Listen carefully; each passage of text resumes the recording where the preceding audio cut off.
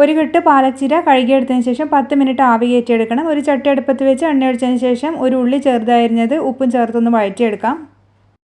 ഉള്ളി വഴന്നു വരുന്ന സമയത്ത് നമുക്കിതിലേക്ക് 2 പച്ചമുളക് കീറിയത് ചേർത്ത് കൊടുക്കാം. ഇഞ്ചി വെളുത്തുള്ളി പേസ്റ്റ് ഒരു 1/4 ടീസ്പൂൺ ചേർത്തിട്ട് പച്ചമണം മാറുന്നവരെ ഒന്ന് വഴറ്റിയെടുക്കണം. പിന്നെ നമ്മളിതിലേക്ക് ഒരു കഷ്ണം തക്കാളി ചെറുതായി അരിഞ്ഞതും ചേർത്തിട്ട് മൂടി വെച്ചിട്ട് നല്ലപോലെ ഒന്ന് കുക്ക് ചെയ്തെടുക്കുന്നുണ്ട്. ഇനി ഇതിലേക്ക് 1/4 ടീസ്പൂൺ വീതം മഞ്ഞൾപ്പൊടി, മുളക് പൊടി, മല്ലിപ്പൊടി, അതുപോലെ കുറച്ച് ഗരം മസാല, ജീരകപ്പൊടി ഒക്കെ ചേർത്തിട്ട് പച്ചമണം മാറുന്നത് വരെ നന്നായിട്ടൊന്ന് വഴറ്റിയെടുക്കാം.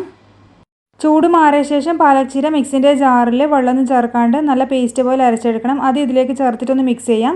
അതൊന്ന് തിളവരുന്ന സമയത്ത് 200 ഗ്രാം പനീർ ഇതിലേക്ക് ചേർത്ത് കൊടുത്തിട്ട് വീണ്ടും ഒന്ന് മിക്സ് ചെയ്തെടുക്കണം.